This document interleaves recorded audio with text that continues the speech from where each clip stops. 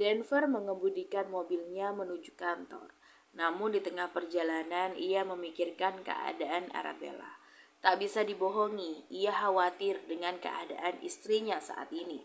Bergegas, pria itu memutar arah dan menuju mansion. Setelah sampai di mansion, ia ragu untuk bertemu Arabella. Akhirnya ia mendudukkan tubuhnya di meja makan untuk sarapan. Ia tak pergi ke kantor hari ini. Pikirannya terlalu kalut jika ditambah dengan persoalan kantor. "Nak, kamu sudah pulang?" tanya Madam Queen. "Iya." "Kamu bertengkar dengan istrimu?" "Sedikit." "Tidak, kamu berbohong." "Jika sedikit, Arabella tidak mungkin meninggikan suaranya." "Iya, kamu benar." "Apa yang terjadi?" "Aku tidak bisa mengatakannya, Madam." "Baiklah, tak apa." "Maaf." "Iya, kamu ingin sarapan?" "Tidak." Lalu di tengah perbincangan mereka, gadis datang membawa makanan. Denver kira makanan itu untuknya, tapi gadis malah berjalan melewatinya. "Gadis, tunggu." "Iya, Tuan." "Untuk siapa kamu membawa makanan itu?" "Ini untuk Nyonya Arabella." "Istrimu tidak keluar dari tadi pagi sampai sekarang, Denver. Ia juga tidak sama sekali menyentuh makanan pagi ini. Jadi aku menyuruh gadis untuk mengantarkannya makanan sekaligus memeriksa apakah Arabella memakan makanannya atau tidak," ujar Madam Queen. "Kemarikan, biar aku saja." "Tapi Tuan." "Biarkan gadis," ucap Madam Queen, dan gadis pun menuruti kemauan ibunya. Denver mengambil alih makanan itu dan ia membawanya ke kamar utama. Pria itu mengetuk pintu namun tidak ada jawaban. Akhirnya ia membuka pintu itu dan terlihatlah istrinya sedang duduk dengan tatapan kosong menghadap jalanan padat New York dari balkon. Denver menaruh ponsel dan makanan itu ke nakas. Arabella yang merasa namanya dipanggil pun membalikkan tubuhnya berhadapan dengan Denver. "Kamu belum makan dari pagi. Apa pedulimu?" Jawab aku. "Iya, makanlah. Aku tidak lapar. Dan lebih baik kamu pergi dari sini sekarang." "Jangan egois." "Terserah," ucap Arabella kembali membelakangi Denver. "Jangan egois. Jangan pikirkan kemarahanmu. Pikirkan kesehatan bayi itu. Dia juga butuh nutrisi, Arabella." "Wow, setelah kamu menghinanya semalam, sekarang kamu peduli kepadanya." "Aku tak ingin berdebat pagi ini." "Terserah, kamu terlalu banyak bicara," ujar Denver, dan tanpa bicara pria itu menggendong tubuh mungil Arabella lalu mendudukkannya di tepi ranjang.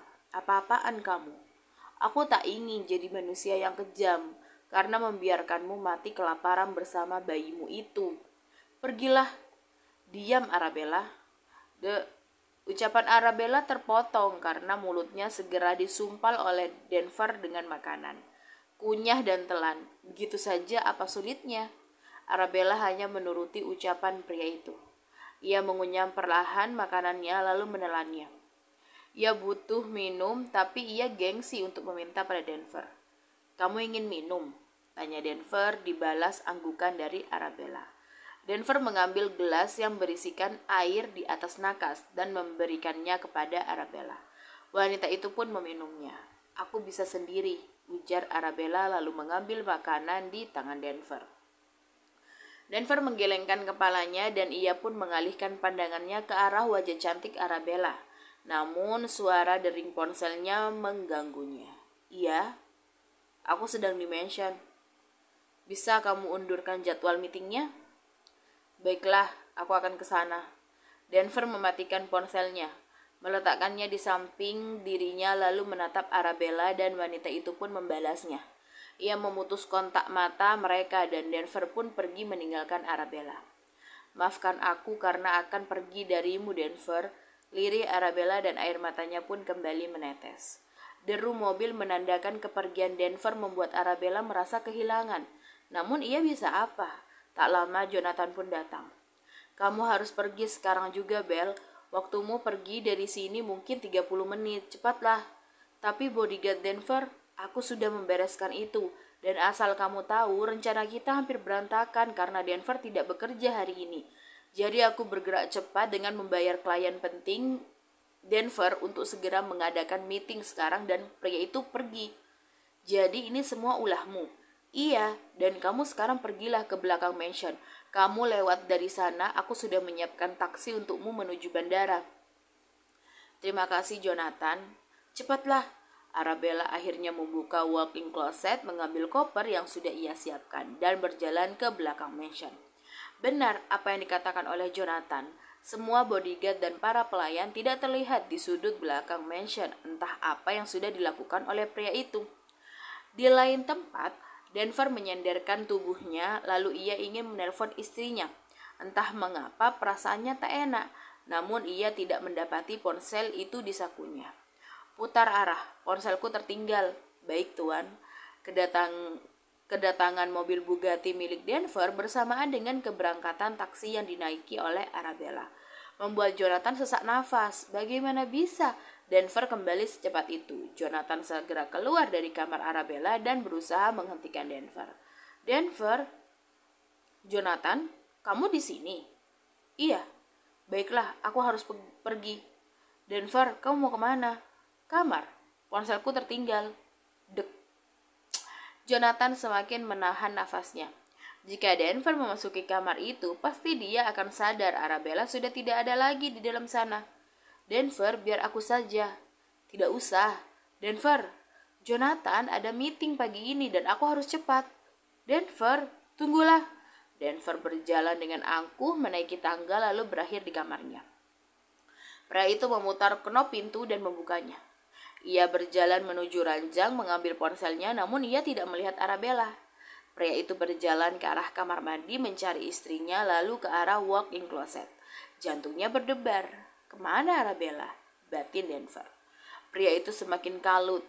Ia segera memeriksa walk-in closet dan ternyata setengah baju istrinya sudah tidak ada. Denver menggeram. Bagaimana bisa ia kecolongan? Arabella! Teriak Denver menuruni tangga. Denver, ada apa? Jonathan, Arabella pergi. Apa? Ya, aku harus bagaimana? Aku juga bingung, Denver.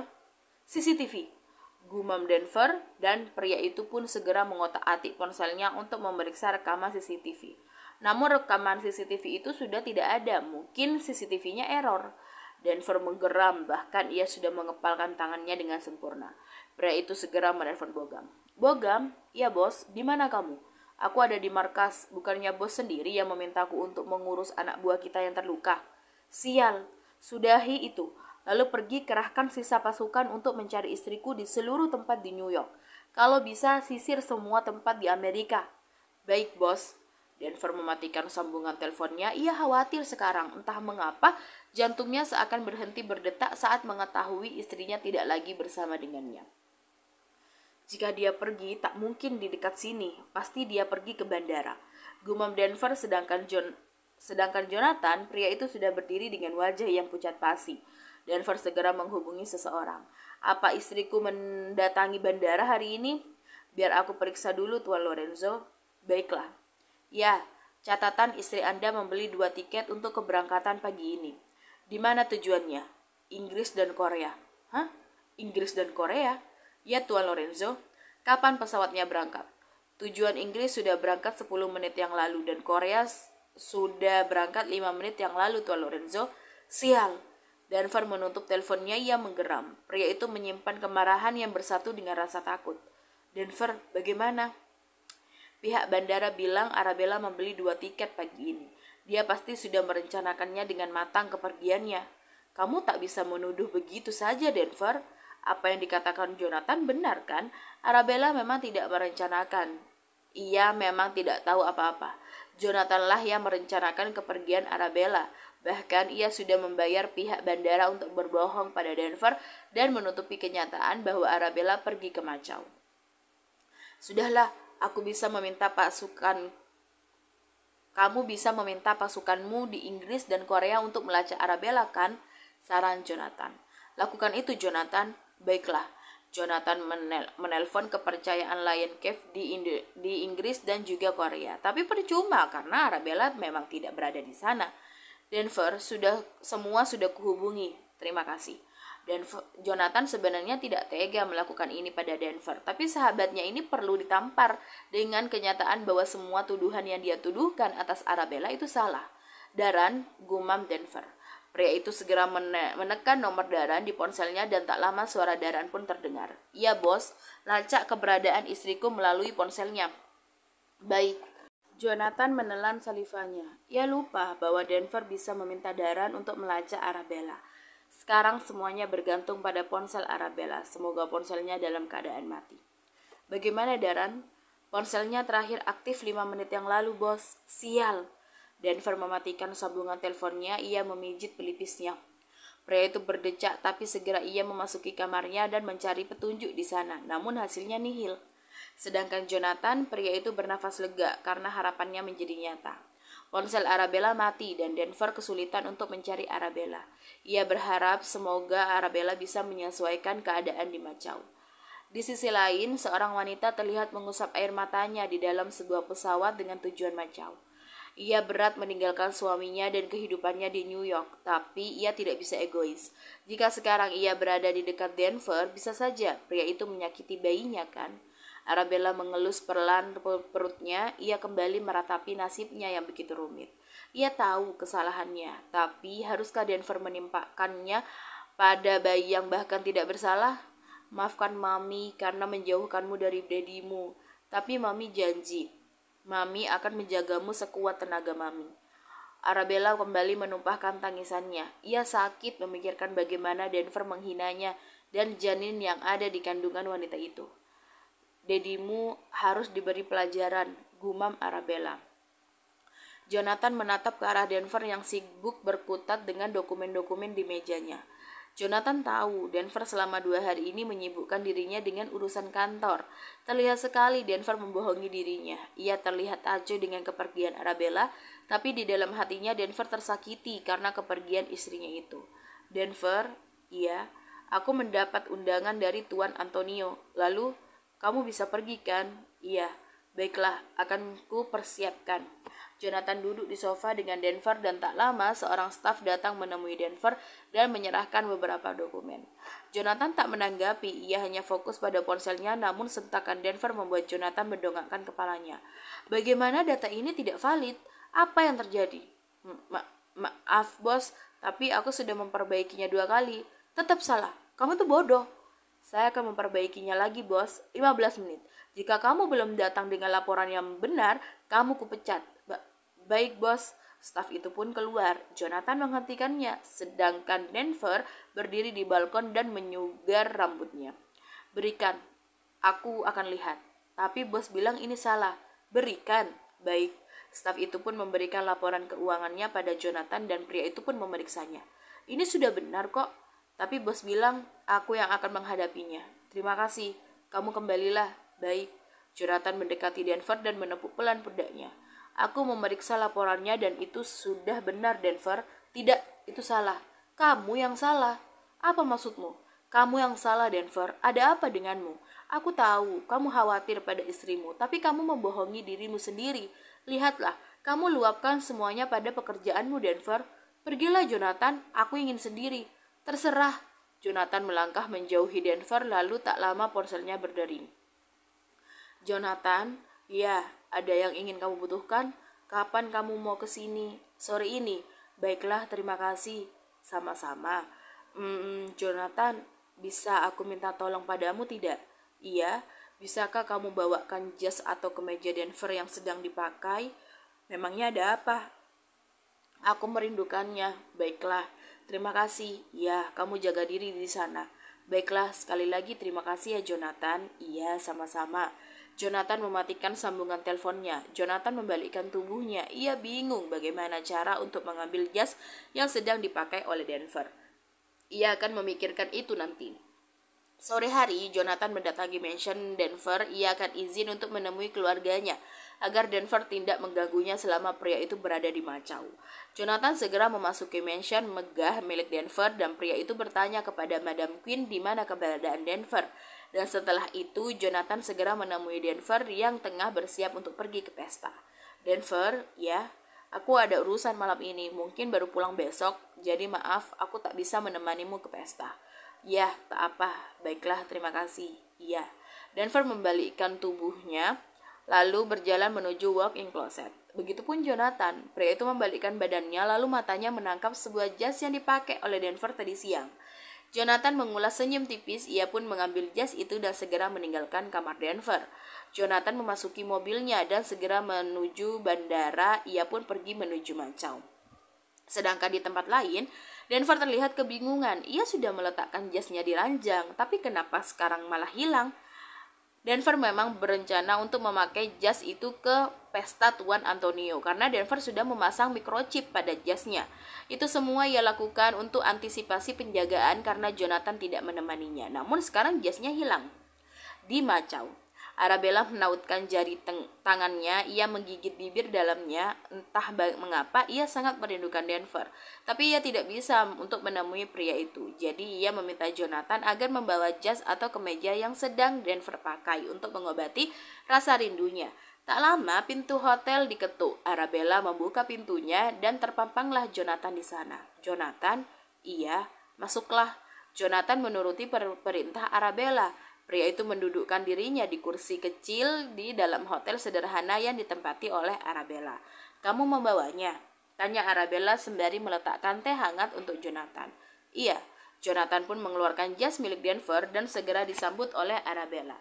Wanita itu mengulas senyum. Dengan cepat Arabella memakai jas milik Denver itu. Ia sangat bahagia, setidaknya rasa rindunya sudah terobati walaupun sedikit. Mengapa kamu tiba-tiba menginginkan jas atau kemeja milik Denver? Entahlah, mungkin bayi ini merindukan dedinya. Sayang sekali ya, Denver sangat bodoh. Ya, semoga dia cepat sadar. Tak lama lagi, aku sudah menemukan buktinya. Kamu yakin? Ya, 2 hari kurasa itu sudah cukup. Kamu tahu, selama 2 hari ini suamimu itu terlihat sangat berantakan. Ia selalu berangkat pagi dan pulang kerja sampai jam 11 malam, hanya untuk mengenyahkanmu dari pikirannya. Sebenarnya aku juga tak tega, tapi harus bagaimana lagi? Ya, kamu benar. Baiklah, aku akan pindah ke kamar sebelah. Jika ada apa-apa, segera hubungi aku. Baik. Denver segera menghubungi Daran. Pria itu mengetatkan rahangnya dan tak lama suara Daran pun terdengar. Ada apa, bos? Lacak microchip yang kupasang. Baik. Setelah kurang dari 5 menit, Denver menunggu, akhirnya Daran pun bersuara. Di Macau. Apa? Sebuah hotel di Macau, bos. Baiklah. Denver mematikan sambungan teleponnya dan segera menghubungi Bogam. Siapkan helikopter sekarang. Baik, Tuan. Segera, Bogam. Baik. Denver segera melihat CCTV mansion untuk melihat siapa yang telah mengambil jas miliknya. Dan ternyata asisten pribadinya lah yang mengambil jas pria itu. Denver heran, untuk apa Jonathan mengambil jas miliknya. Tak lama suara helikopter terdengar di depan mansion. Denver bergegas menaiki lift dan menuju lantai dasar. Pria itu berjalan cepat menuju helikopter dan segera menghidupkan mesin-mesinnya dan tak lama helikopter pun terbang mengudara. Jonathan memasuki kamar hotelnya setelah pria itu keluar sebentar untuk membeli beberapa keperluannya, namun baru beberapa langkah ia memasuki kamar, ia terdengar suara deheman dari seseorang. Jonathan segera membuka saklar listrik. Di sana terpampanglah Denver duduk dengan mengangkat satu kakinya serta dengan kedua tangan yang dilipat di depan dada. Denver, iya. Kamu terkejut melihatku di sini. Kamu telah salah mengambil jas Jonathan. Jas yang kamu ambil itu ada microchipnya. Jadi aku bisa melacakmu. Apa? Iya. Kamu pikir aku tidak mengetahui bahwa kamu yang mengambil jasku? Denver, itu untuk apa kamu mengambil jasku, Jonathan? Denver berdiri dari duduknya dan ia pun mengambil segelas champagne di nakas lalu meneguknya sampai tandas. Jangan membuatku marah, Jonathan. Jika kamu menginginkan jas dariku, kamu tinggal memintanya. Denver, sebenarnya itu bukan untukku. Maksudmu? Itu untuk Arabella. Arabella? Ya, dia yang memintaku untuk mengambil jas yang dipakai olehmu. Itu artinya kamu mengetahui keberadaan Arabella? Iya. Denver yang mendengar jawaban Jonathan segera mendekati pria di hadapannya. Denver mencengkram erat kerah kemeja Jonathan. Di mana dia? Aku tak ingin mengatakannya. Di mana istriku? Istri mana yang kamu maksud? Arabella. Kamu yakin? Tak usah bertele-tele, Jonathan. Istri yang sudah kamu sia-siakan? Istri yang sudah kamu campakkan? Istri yang kamu sebut sebagai seorang jalang? Istri yang kamu pandang derajatnya lebih rendah daripada wanita penghibur, itu yang kamu maksud istri? Katakan saja, di mana Arabella? Aku tak akan memberitahu jika kamu berniat untuk menyakitinya lagi. Jonathan, sudah cukup dia tersiksa, Denver. Andai kamu mau menerimanya kembali bersama bayinya, mungkin kalian akan hidup bahagia. Jangan bermimpi, Jonathan. Aku bisa menerima kembali Arabella, tapi tidak dengan anak sialan itu. Desis Denver dengan tajam. Kamu keterlaluan, Denver. Aku tak bisa jika hidup dengan bayi haram istriku sendiri, Jonathan. Wanita itu mengandung bayi haram. Sentak Denver lagi. Diam, Denver. Bayi yang kamu sebut sialan itu adalah bayimu sendiri. Dia anakmu, anak pertamamu. Teriak Jonathan berapi-api sembari mencengkram kerah ke meja Denver. Aku tak percaya, kamu lupa. Aku mempercayai bukti bukan ucapan. Selagi bayi itu belum jelas siapa ayahnya, akan kusebut dia bayi haram. Kamu adalah ayahnya, keparat. Jonathan, kamu ingin buktikan? Iya, maka sudah kusiapkan. Jonathan berjalan dengan cepat mengambil ponselnya dan Denver pun mendengar rekaman suara yang Jonathan berikan. Jadi kamu tidak melakukan apapun pada Arabella? Iya, aku hanya memberinya obat tidur yang aku campurkan pada orange juice miliknya. Lalu, ya dia tertidurlah, apalagi. Tapi foto itu, setelah 1 jam aku meninggalkannya, aku yakin Arabella pasti sudah tertidur. Dan ternyata aku benar, aku menemukannya tertidur di sofa. Tapi foto itu pasti kamu bertanya mengapa aku tidak memakai baju kan, sedangkan Arabella masih mengenakan pakaian dalamnya. Iya. Aku melucuti kemeja yang dia pakai, lalu aku melepas kaos yang kugunakan. Setelah itu, kamu memfotonya. Iyalah, jujur saat itu aku ingin mengklaimnya, tapi aku pikir aku tidak bisa melakukan hal itu. Aku tak sudi menebar kepemilikanku di atas wanita itu, mungkin baru saja melakukannya dengan Denver sialan itu. Jadi, memang kamu tak melakukannya? Iya, tapi aku yakin Denver akan marah besar pada Arabella. Oleh karena itu, aku mengirimkan foto kami pada si keparat itu. Kamu melakukannya.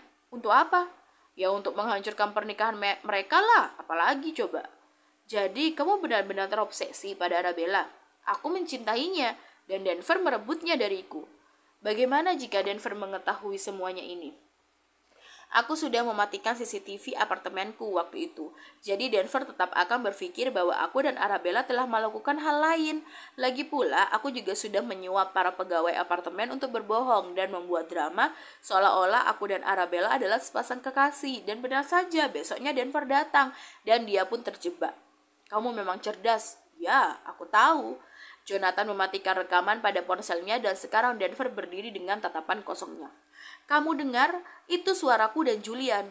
Tak, selama 2 minggu ini aku menyamar sebagai pelayan di apartemen berdebah itu. Kamu? Ya, itu alasannya mengapa aku tidak pergi ke kantor.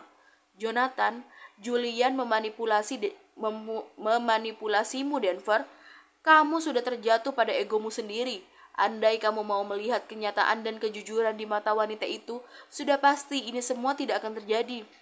Selama ini, aku terus menahan untuk tidak memukulmu setiap kamu memperlakukan Arabella dengan begitu kejam. Tapi aku butuh bukti karena aku tahu sifatmu. Oleh karena itu, aku memutuskan untuk menyamar menjadi pelayan. Aku selalu memancing Julian untuk membongkar kebusukannya. Tapi pria itu nyatanya juga cerdas, hingga aku akhirnya mencekokinya dengan vodka lalu dia pun mabuk. Jonathan mendudukkan dirinya di samping Denver yang juga terduduk lemas. Ia menyesal selama ini sudah memperlakukan Arabella dengan sangat keji. Mengkatainya sebagai seorang jalang, bahkan ia dengan teganya berniat membunuh anaknya sendiri. Denver menangkup wajahnya dengan telapak tangannya dan ia menyesal, sangat menyesal. Dengar, kamu tahu setelah aku mematikan rekamannya, aku lakukan apa pada berdebah itu? Kamu membunuhnya? Tidak, itu akan menjadi urusanmu. Tapi yang kulakukan sebagai seorang kakak adalah mematahkan 2 tulang rusuknya. Kenapa tak kamu bunuh saja, Jonathan? Aku memberimu kesempatan untuk melakukannya sendiri, Denver. Aku tidak peka, Jonathan. Itu artinya waktu itu aku mual dan muntah karena aku mengalami morning sickness. Tapi bukannya itu terjadi pada ibunya. Ya mungkin anakmu dendam padamu karena kamu jadi ayah yang durhaka. Kenapa begitu? Ya kamu menyakiti ibunya, jadi anaknya yang membalas dendam lah. Oh iya, bisa saja. Sekarang kamu ingin apa? Aku ingin menemui istriku dan menyelesaikan masalah ini. Lalu, aku ingin minta maaf pada anakku karena meragukannya. Sekalian, kamu minta maaf padanya karena kamu sudah berniat untuk membunuhnya. Iya, aku akan lakukan itu. Kamu siap bertemu Arabella? Iya. Sebenarnya istrimu itu sangat dekat, Denver. Dia begitu sangat merindukanmu, tapi dia bilang itu mustahil untuk bisa menemuimu kembali. Dia terlalu takut kamu menyakiti bayinya. Iya, aku memang bodoh. Memang. Terima kasih ya kamu telah menjaganya, Jonathan. Iya, sama-sama. Baiklah, kamu ingin menemuinya? Denver menghela nafasnya dan menetralisir rasa takut yang menghambat dadanya. Dia di sini, tepat kamar sebelah kiri. Kamu akan menemukan istrimu di sana. Jadi, ya, dia di sini, Denver. Terima kasih, Jonathan. Ya, kamu hadapi dia dengan tenang. Dia sudah cukup tertekan selama ini. Baiklah, terima kasih sekali lagi. Denver menepuk pelan bahu Jonathan. Ia segera melangkah keluar dari kamar Jonathan dan berdiri di kamar yang Jonathan maksudkan. Tok, tok, tok. Denver mengetuk pintu 3 kali. Ia menutup matanya dan tak lama terdengar suara langkah kaki yang sangat dikenalinya. Jonathan, ucapan Arabella berhenti saat ia membuka pintu dan terpampanglah wajah yang selama 2 hari ini ia rindukan. Kangen aku sayang.